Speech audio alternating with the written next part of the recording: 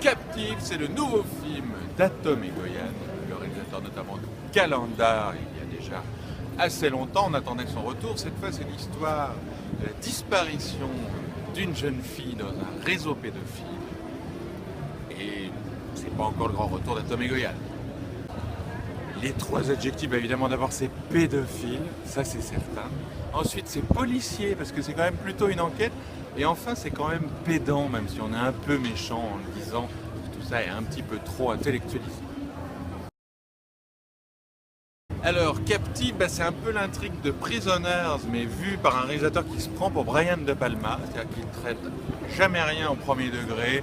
On a des mises en abîme perpétuelles, des décors insupportables dignes des dossiers de l'écran où tout est designé, des écrans dans l'écran à l'infini.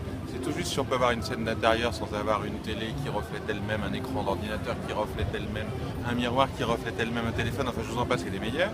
Bon bref, Atom Egoyan ne s'intéresse pas franchement à l'histoire en elle-même, à part à la fin où il recolle un petit peu les morceaux du thriller. C'est plus purement un exercice de style et c'est un petit peu le problème du film.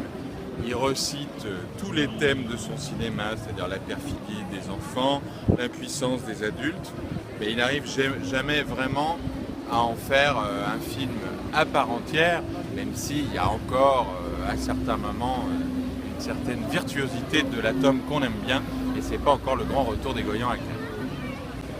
La note, ce sera un petit 5, on y va d'une seule main, sans mauvais jeu de mots.